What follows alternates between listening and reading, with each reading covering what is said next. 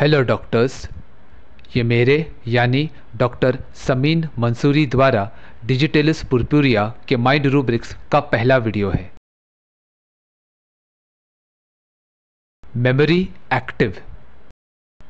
Digitalis patient की याददाश्त बहुत अच्छी और तेज़ होती है। एग्जाम्पल, पेशेंट की वाइफ बोली, डॉक्टर हमारी शादी को 2 साल हो गए हैं, लेकिन आज भी इन्हें फंक्शन में आने वाले सारे गेस्ट्स के नाम और उन्होंने क्या तोहफे दिए थे ये सब बराबर से याद है। इतना ही नहीं, इनके स्मार्टफोन की कॉन्टैक्ट लिस्ट में मौजूद किसी भी व्यक्ति का नाम बोलिए तो ये तुरंत आपको उस आदमी का मोबाइल नंबर बता सकते हैं।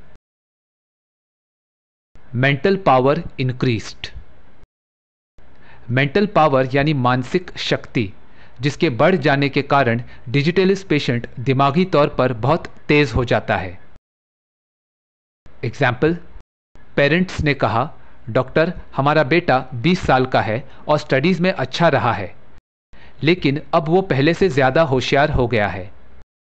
एक दिन क्लास असाइनमेंट में उसे उसके प्रोफेसर द्वारा लिखी हुई नई किताब को पढ़कर रिव्यू देना था। पेशेंट ने इस किताब को पहली ही बार पढ़ा था, लेकिन इसके बावजूद उसने 400 पेजेस की वो बुक सिर्फ 1 घंटे में पढ़कर बता दिया कि 3 पन्नों में प्रिंटिंग मिस्टेक्स हैं। इतना ही नहीं, उसने आधे घंटे में 4 पेज का रिव्यू लिख दिया जिसमें उसने बुक में बताई गई सही और गलत बातों का एनालिसिस करते हुए उसे बेहतर बनाने के सजेशंस भी दिए। उसकी ये खूबियां देखकर उसके प्रोफेसर भी हैरान हो गए। इसके अलावा क्रिकेट, चेस या टेबल टेनिस खेलते समय भी उसे तुरंत पता चल जाता है कि उसका ओपोनेंट कैसे खेलने वाला है और वो उसके अनुसार अपने मूव्स प्लान करता है और गेम जीत जाता है। Fancies lively.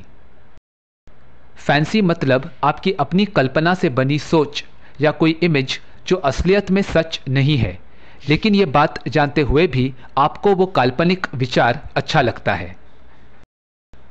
लाइवली मतलब full of energy and enthusiasm, यानी जिंदा दिली और रोमांच से भरपूर।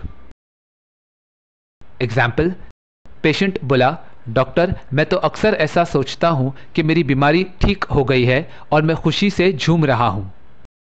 मैं फार्मूला 1 कार तेजी से चलाकर रेस जीत रहा हूं, दोस्तों के साथ नाचते गाते पार्टी कर रहा हूं और बिना किसी प्रॉब्लम के अपनी लाइफ पूरी तरह से एंजॉय कर रहा हूं।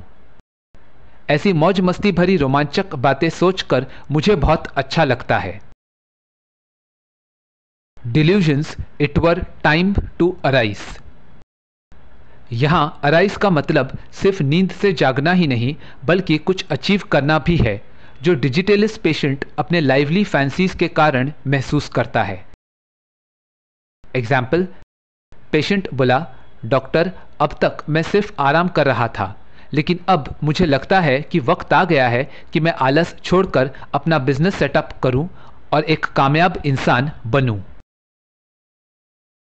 Deceitful and secretive. Digitalis patient छल कपट के जरिए अपना मकसद पूरा करता है। इसी तरह पेशेंट अपनी ज़्यादातर बातों को राज रखता है और दूसरों से जल्दी शेयर नहीं करता है, क्योंकि उसे डर होता है कि उस बात का पता चलने पर उसकी पर्सनल या प्रोफेशनल लाइफ में भारी नुकसान हो सकता है। डिसीटफुल रूब्रिक को डिटेल में समझने के लिए आप मेरे नटवरलाल वाले पर्सनालिटी वीडियो को रेफर कर सकते हैं।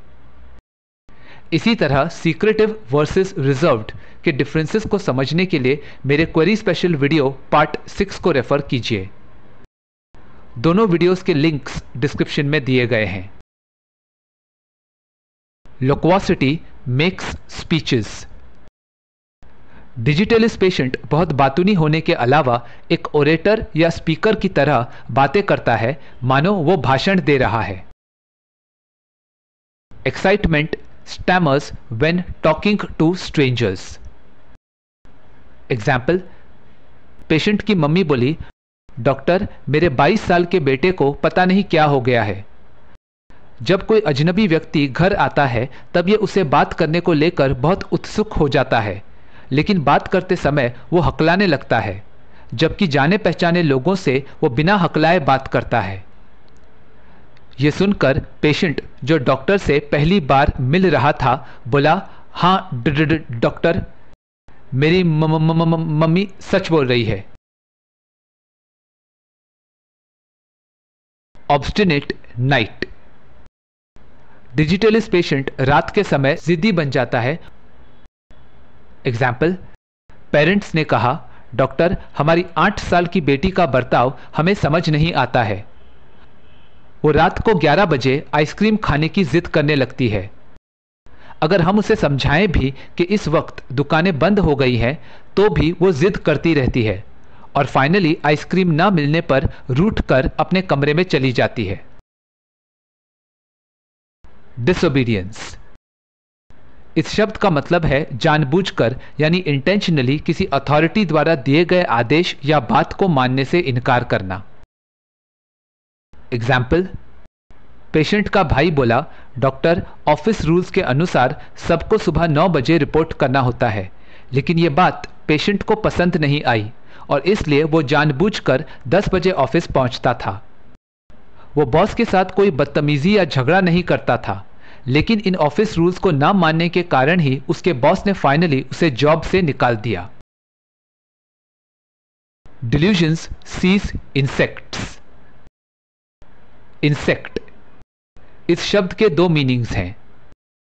पहला, कीट या कीड़ा, जिसमें चींटी, मक्खी और मच्छर जैसे छोटे जीव जंतु शामिल हैं। और दूसरा, एक तुच्छ व्यक्ति जो इज्जत के बिल्कुल भी लायक नहीं है। एग्जाम्पल, पेशेंट बोला, डॉक्टर, ये झोपड़ों में रहने वाले लोग तो बेकार, मामूली और थर्ड क्लास हैं। बस मक्खियों की तरह अमीरों के आसपास भिन भिनाकर परेशान करते रहते हैं, या फिर मच्छरों और चींटियों की तरह हमें काटते रहते हैं। इन्हें तो मसल देना चाहिए। अनसिंपैथेटिक। डिजिटलिस्ट पेशेंट को लोगों की तकलीफें देखने पर भी उनके प्रति हमदर्दी महसूस नहीं होती है। एग्जाम्पल, सड़क पर चलते समय एक लंगड़ा व्यक्ति गिर पड़ा, लेकिन उसकी मदद करने की बजाय पेशेंट बोला, इन अपाहिज लोगों को अपने घर में बैठे रहने को क्या होता है, ठीक से चलते तो है नहीं, फिर गिर पड़ते हैं और फिर दूसरों से मदद मांगते हैं। Fancies lascivious day and night. Lascivious मतलब कामुकता, वासना या हवस, जिसमें व्यक्ति के मन में किसी भी चीज को एंजॉय करने की तीव्र इच्छा उत्पन्न होती है। यह हवस सेक्स के अलावा खाना पीना, दौलत या किसी और चीज के लिए भी महसूस हो सकती है। यह पेशेंट की अपनी गंदी सोच है और वो इसमें डे एंड नाइट मतलब ज्यादातर समय इंडल्ज्ड रहता है। एग्जाम्पल, पेशेंट बोला, टीवी पर कोई रोमांटिक सॉन्ग दिखाए जाने पर मेरे मन में ऐसे विचार आने लगते हैं कि अब हीरो हीरोइन कैसे एक दूसरे को किस करेंगे और फिर कैसे शारीरिक संबंध बनाएंगे, जबकि गाने में ऐसा कुछ भी नहीं दिखाया गया है। ये सब बातें मेरी अपनी इमेजिनेशन से क्रिएट होती हैं। Lascivious with enlarged prostate and lewdness in old men. Old man का मतलब सिर्फ वो पुरुष नहीं जिनकी उम्र 70-80 साल से ऊपर है, बल्कि ये टर्म ऐसे किसी भी व्यक्ति के लिए यूज किया जा सकता है जो भले ही अपनी उम्र के अनुसार जवान हो, लेकिन उसे किसी कारण बूढ़े होने का एहसास हो रहा हो। मेडिकली एल्डरली मेल्स को अक्सर एनलार्ज्ड प्रोस्टेट की तकलीफ रहती है, इसलिए ये दोनों रूब्रिक्स अलग होते हुए भी एक सिमिलर माइंडसेट को कन्वे करते हैं। हालांकि हर बूढ़े आदमी को प्रोस्टेट प्रॉब्लम हो यह जरूरी नहीं है। जहां लसीवियस में किसी बात या इवेंट के कारण पेशेंट के मन में हवस की फीलिंग्स सिर्फ अराउज होती हैं, वहीं ल्यूड में वो इन लस्टफुल फीलिंग्स को एक ऑफेंसिव तरीके से एक्सप्रेस करता है। एग्जाम्पल, पेशेंट की वाइफ बोली, डॉक्टर आप ही इन्हें कुछ समझाइए, ये 70 साल के बूढ़े हो गए हैं, लेकिन अब क्या कहूं। रास्ते में आती जाती लड़कियों और औरतों को पूछते हैं कि मेरे साथ एक रात गुजारने का कितना पैसा लेगी। अब आप समझ गए हैं ना डॉक्टर कि ये क्या करने का रेट पूछ रहे हैं। इसी वजह से 3 बार औरतों को छेड़ते हुए इनकी पिटाई भी हो चुकी है, लेकिन ये सुधरने का नाम ही नहीं लेते। यहां पेशेंट ओल्ड एज में भी औरतों के साथ सेक्सुअली ऑफेंसिव तरह से बिहेव करता है, इसलिए ये रूब्रिक है lewdness in old man. Sensitive to sensual impressions. Sensual का मतलब है कोई भी ऐसी चीज जिससे व्यक्ति को सेक्सुअल या नॉन सेक्सुअल प्लेजर, ग्रेटिफिकेशन या सेटिस्फैक्शन मिलता है। एग्जाम्पल, पेशेंट बोला, डॉक्टर जब टीवी पर लजीज खाने वाली एड्स दिखाई जाती हैं तब उनमें जायकेदार फूड और फ्रूट जूसेस की वो इमेजेस मेरे मन में काफ़ी समय तक बनी रहती है। उन एड्स को तो मैं बार बार देखता हूँ, लेकिन टीवी पर अश्लील एड्स के आते ही मैं तुरंत दूसरा चैनल लगा देता हूँ। उन एड्स में दिखाते हैं कि लड़की आम के साथ रोमांस कर रही है, परफ्यूम लगाने पर लड़कियां सेक्सुअली अराउज हो जाती हैं, और कॉन्डम की एड्स, वो तो अब क्या कहूँ। ऐसी ऐड देखने के बाद मुझे उनमें बताई गई हरकतें याद आने लगी, जिनके बारे में सोचकर मैं बहुत अपसेट हो गया। यहां पेशेंट पेट यानी एपेटाइट को सेटिस्फाई करने वाली एड्स से इंप्रेस हो जाता है, लेकिन सेक्सुअल एपेटाइट को स्टिमुलेट करने वाली एड्स से अपसेट हो जाता है। तो पेशेंट के इन दोनों रिएक्शंस के लिए कॉमन रूब्रिक है sensitive to sensual impressions. Indolence morning on rising, indolence after eating, indolence with sleepiness and dullness with sleepiness। Indolence मतलब आलस, जिसमें इंसान को काम करने का बिल्कुल भी मन नहीं करता है, इसलिए वो ज्यादातर कामों को अवॉइड करता है और जो जरूरी काम हैं उन्हें भी बिल्कुल बेदिली से करता है। इसी तरह पेशेंट को आलस और दिमागी थकान महसूस होने पर नींद आती है। एग्जाम्पल, पेशेंट बोला, डॉक्टर सुबह उठने पर और खाने के बाद मुझे बहुत सुस्ती महसूस होती है और काम करने का तो मन ही नहीं करता। इस पर पेशेंट की मम्मी बोली, डॉक्टर इसे कोई भी काम करने को बोलो तो कहता है ये काम ज़रूरी है क्या? अगर नहीं तो फिर मुझे सोने दो। सारा दिन बिना काम किए ये बस सोते रहना चाहता है। Indifference with sleepiness, indifference daytime, indifference evening and indifference to everything। indifference इस शब्द का मतलब है किसी बात पर ध्यान न देना। पेशेंट दो कारणों से इंडिफरेंट हो जाता है। पहला, जब पेशेंट को कोई बात बिल्कुल भी इंपॉर्टेंट नहीं लगती तब वो उस पर ध्यान नहीं देता है, इसलिए उस बात का जो भी नतीजा या आउटकम निकले उससे पेशेंट को कोई फर्क नहीं पड़ता है। दूसरा, जब पेशेंट को ये लगने लगे कि एक बात के मुकाबले में दूसरी बात ज़्यादा ज़रूरी है तब वो पहली बात की तरफ इंडिफरेंट हो जाता है। यहाँ पेशेंट के मुताबिक दोनों बातों में से जो ज़्यादा इंपॉर्टेंट है उस पर उसे ध्यान देना चाहिए और जो बात कम ज़रूरी है उसे वो बाद में या वक्त आने पर मैनेज करेगा। डे टाइम मतलब वो समय जब पेशेंट की लाइफ में सब कुछ अच्छा हो रहा है, यानी उसके अच्छे दिन चल रहे हैं। इवनिंग मतलब वो समय जब इंसान अपने दिन भर के सारे काम पूरा करने के बाद घर आता है और आराम करता है। तो अपने सुस्त रवैये के अलावा डिजिटलिस्ट पेशेंट ज्यादातर चीजों पर ध्यान नहीं देता है। एग्जाम्पल 1, पेशेंट बोला, डॉक्टर मुझे बस नींद आती रहती है और सोने का मन करता है। ऐसे में मुझे यही लगता है कि भाड़ में जाए सब काम, जब सोकर उठूंगा तब काम करूंगा। तो ये रूब्रिक है indifference with sleepiness. Example 2, patient बोला, डॉक्टर मेरी लाइफ का बहुत अच्छा टाइम चल रहा है, इसलिए इस समय मुझे किसी चीज की कोई परवाह नहीं है। तो ये रूब्रिक है indifference day time. Example 3, patient बोला, डॉक्टर अपना सारा काम निपटा कर शाम को मैं सिर्फ अपने आप पर फोकस करता हूं और बाकी सारी चीज़ों पर ध्यान देना बंद कर देता हूँ।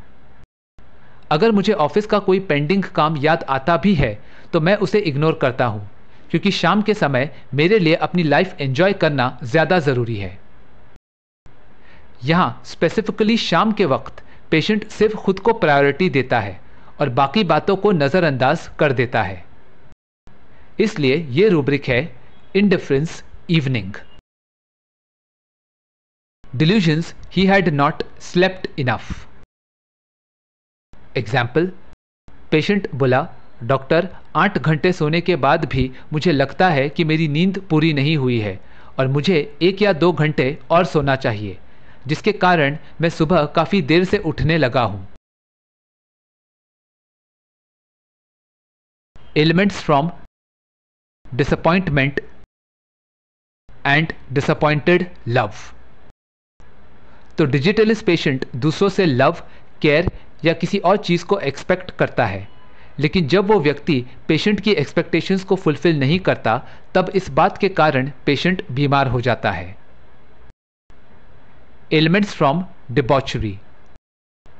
डिबॉचरी मतलब अय्याशी, जिसमें डिजिटलिस्ट पेशेंट बिल्कुल बेपरवाह होकर मनपसंद खाना खाता है, शराब और ड्रग्स लेता है, बाजारू औरतों के पास जाता है और हर तरह की गलत हरकत में मगन रहता है। सीधे से कहें तो शराबी, कबाबी और शबाबी व्यक्ति। Elements from sexual axes. प्यार में दिल टूटने पर और सेक्सुअल एक्टिविटी में ओवर इंडल्जेंट रहने या फिर अपने मनपसंद काम को बहुत ज़्यादा समय तक करते रहने के कारण डिजिटलिस्ट पेशेंट में डिजीज डेवलप होने लगती है। Elements from reverse of Fortune. Fortune का मतलब है खुशकिस्मती या सौभाग्य, जो एक इनविजिबल पावर है जिसके प्रभाव से इंसान के जीवन में फायदेमंद घटनाएं होती हैं और व्यक्ति को धन या फिर कोई कीमती चीज प्राप्त होती है। इसलिए किस्मत बदलने पर यानी रिवर्स ऑफ फॉर्च्यून के कारण डिजिटलिस्ट पेशेंट बीमार हो जाता है। एग्जाम्पल, पेशेंट बोला, डॉक्टर मेरी लाइफ में सब अच्छा चल रहा था, खुशकिस्मती से मेरे पास एक अच्छा जॉब, प्यारा सा परिवार और फाइनेंशियल स्टेबिलिटी थी, लेकिन कोविड क्या आया, सब कुछ बदल गया। रिसेशन के कारण मुझे जॉब से निकाल दिया गया। उसके बाद मेरी बेटी की कोविड के कारण मौत हो गई और मेरी बीवी सदमे में चली गई। लगता है लाइफ की ये खुशियां मेरे नसीब में लिखी ही नहीं है। यहां पेशेंट के अनुसार उसे जॉब और फैमिली सौभाग्य से प्राप्त हुए थे, लेकिन पेशेंट को लगता है कि उसका नसीब पलटने के कारण उसकी लाइफ में सारी दुखद घटनाएं होने लगी। Elements from unhappiness. अनप्लेजेंट और सैड इवेंट्स भी डिजिटलिस्ट पेशेंट की हेल्थ को अफेक्ट करते हैं। एग्जाम्पल, पेशेंट बोला, डॉक्टर अब आपको क्या बताऊं, बेटी की शादी की थी लेकिन 1 साल में ही उसका तलाक हो गया। अब वो मेरे घर में अपनी बच्ची के साथ रहती है। बीवी को लकवा है और वो बिस्तर में ही पड़ी रहती है। उसकी दवा और देखभाल में काफ़ी पैसा खर्च होता है। कोविड लॉकडाउन के कारण मेरी आमदनी पर भी असर पड़ा है। बेटा शराबी है और आए दिन कभी जुआ खेलते या अय्याशी करते हुए पुलिस द्वारा पकड़ा जाता है और फिर पुलिस वाले घर आकर मुझसे सवाल जवाब करते हैं। इन सारे दुखों के कारण मेरी जिंदगी में एक पल की भी खुशी नहीं है और इसलिए मेरी तबीयत ठीक नहीं रहती। Elements from bad news and fear of hearing bad news. किसी भी तरह की बुरी खबर से डिजिटलिस्ट पेशेंट की तबीयत खराब हो जाती है। हमें न्यूज़ हमेशा दूसरों से मिलती है और अगर वो अच्छी ना हो तो पेशेंट उसकी वजह से बीमार हो जाता है। इसलिए डिजिटलिस्ट पेशेंट बैड न्यूज़ से डरता है। एग्जाम्पल, पेशेंट बोला, डॉक्टर मुझे यही डर लगता है कि कहीं कोई ऐसी खबर ना आए कि शेयर मार्केट क्रैश हो गया है या फिर मेरे गांव में भूकंप आ गया या जिस ट्रेन से मेरी बेटी ट्रैवल कर रही थी उस रेलगाड़ी का एक्सीडेंट हो गया। पिछली बार ऐसी बुरी खबर के कारण ही मेरा ब्लड प्रेशर हाई हो गया था और मुझे हॉस्पिटल में एडमिट होना पड़ा था। activity with sleeplessness, hopeful, perseverance, and irritability with discouragement. Problems आने पर डिजिटलिस्ट पेशेंट उन्हें सॉल्व करने में सक्रिय हो जाता है। अपने इंक्रीज्ड मेंटल पावर के कारण उसे उम्मीद होती है कि वो कामयाब हो जाएगा और इसलिए फेलियर्स के बावजूद वो कोशिशें करता रहता है। लेकिन लगातार मिल रही असफलताओं के कारण पेशेंट फाइनली चिढ़कर कोशिशें करना छोड़ देता है। एग्जाम्पल, पेशेंट बोला, डॉक्टर मैं एग्जाम्स में फेल हो गया था और इसलिए मैंने अपना पूरा ध्यान पढ़ाई में लगा दिया, इतना कि नींद ना आने पर भी मैं सोने की कोशिश करने की बजाय जागकर स्टडी करता था। मुझे उम्मीद थी कि इस बार मैं एग्जाम्स जरूर क्लियर कर पाऊंगा, इसलिए बीमार होने के बावजूद मैंने हार नहीं माना और तबीयत खराब होते हुए भी मैं अपने सिलेबस को कंप्लीट करने की कोशिश में लगा रहा। लेकिन इतनी पढ़ाई करने के बावजूद फेल होने पर मुझे लगा कि ये क्या बात हुई, इसलिए फिर मैंने मेरे पेरेंट्स को कह दिया कि जाने दो, मैं फिर से एग्जाम्स नहीं दूंगा। Confusion of mind as if intoxicated and confusion of mind as after being intoxicated. Confusion of mind में सिमिलैरिटीज के कारण पेशेंट अनश्योर होता है कि क्या हो रहा है और उसे क्या करना चाहिए। इंटॉक्सिकेटेड, इन दोनों रूब्रिक्स में इंटॉक्सिकेटेड के दो मीनिंग्स हैं। पहला, अल्कोहल या ड्रग्स जैसी नशीली चीजों को टॉक्सिक क्वांटिटी में कंज्यूम करना, जिसके कारण व्यक्ति कुछ समय के लिए अपना शारीरिक और मानसिक कंट्रोल खो दे या फिर बहुत एक्साइटेड हो जाए। यहां toxic quantity patient to patient vary करता है, क्योंकि अलग अलग व्यक्तियों को अपनी इंडिविजुअल सेंसिटिविटीज के अनुसार इन चीजों को स्पेसिफिक क्वांटिटी में लेने पर नशा महसूस होता है। दूसरा, किसी प्लेजेंट इवेंट के कारण बहुत ज्यादा खुश हो जाना। एज इफ इंटॉक्सिकेटेड का मतलब है कि पेशेंट ने ड्रग्स या अल्कोहल नहीं लिया है, यानी वो होश में है, लेकिन फिर भी उसे ऐसा लगता है जैसे वो नशे में है। एग्जाम्पल, पेशेंट बोला, डॉक्टर जब मैं चीज़ों में फ़र्क नहीं कर पाता हूं तब मुझे ऐसा लगता है जैसे मैं एक शराबी या चरसी इंसान की तरह बिहेव कर रहा हूं जिसमें किसी बात की कोई क्लैरिटी नहीं है। मैं ऐसी नशीली चीज़ों को हाथ भी नहीं लगाता, लेकिन न जाने क्यों मुझे ऐसा फील होता है। तो यहां बिना अल्कोहल या ड्रग्स कंज्यूम किए पेशेंट को नशा जैसा महसूस होता है और वो चीज़ों को क्लियरली डिफरेंशिएट नहीं कर पा रहा है। इसलिए ये रूब्रिक है confusion of mind as if intoxicated. As after being intoxicated, यहां पेशेंट ने अल्कोहल या ड्रग्स को कंज्यूम किया है या फिर वो बहुत ज्यादा खुश और एक्साइटेड फील कर रहा है, जिसके कारण वो चीजों को डिफरेंशिएट नहीं कर पा रहा है। एग्जाम्पल, पेशेंट बोला, डॉक्टर एक्चुअली मैं इतना ज्यादा ड्रिंक नहीं करता हूं, लेकिन कल मेरे फ्रेंड की बर्थडे पार्टी में मैंने इतनी पी ली कि मुझे चढ़ गई। उस वक्त मुझे अपने आसपास क्या हो रहा है कुछ समझ आ ही नहीं रहा था। मैं पहचान भी नहीं पा रहा था कि मेरे सामने मेरा दोस्त बैठा है या फिर कोई अजनबी, और मैं मुंबई में हूं या दिल्ली में। Indolence after masturbation, onanism, memory weak after masturbation, and forgetful of everything immediately. Doctor Hering's guiding symptoms में लिखा है, in consequence of onanism, disinclination to work and impairment of memory. Masturbation, इस शब्द का मतलब है खुद के संभोग करने वाले अंग को टच के द्वारा स्टिमुलेट करना ताकि सेक्सुअल प्लेजर हासिल किया जा सके। इस एक्ट के द्वारा इंसान खुद को या किसी और को टच के द्वारा सेक्सुअली स्टिमुलेट करता है, लेकिन इसमें संभोग किए बिना सेक्सुअल प्लेजर हासिल करने का प्रयास किया जाता है। ओनानिज्म, इस शब्द के दो मतलब हैं। पहला, मैस्टरबेशन, जिसे मैंने अभी कुछ देर पहले एक्सप्लेन किया है। दूसरा, कॉइटस इंटरप्टस, जिसमें सेक्स करते समय एक पुरुष सीमेन के निकलने से कुछ समय पहले ही इरेक्ट पीनस को महिला के वजाइना से बाहर निकाल लेता है ताकि प्रेगनेंसी अवॉइड की जा सके। तो सेल्फ प्लेजर के लिए की गई एक्टिविटीज के कारण डिजिटलिस पेशेंट को आलस महसूस होता है। जिस पेशेंट की मेमोरी कभी बहुत स्ट्रांग और एक्टिव थी, उसी पेशेंट की याददाश्त सेल्फ इंडल्जेंट वाली हरकतें करने के कारण कमजोर हो जाती हैं और इसलिए वो चीजें बहुत जल्दी भूल जाता है। तो ये डिजिटलिस पुरपुरिया के माइंड रूब्रिक्स का पहला पार्ट था। पार्ट 2 में मैं इस दवा के और भी रूब्रिक्स के बारे में बात करूंगा। अगर ये वीडियो पसंद आया तो उसे लाइक और शेयर करें और मेरे इस YouTube चैनल को सब्सक्राइब करें। वीडियो या होम्योपैथी से जुड़े आपके कोई भी सवाल हो या आप फीडबैक देना चाहें तो मुझे कमेंट्स में बताएं।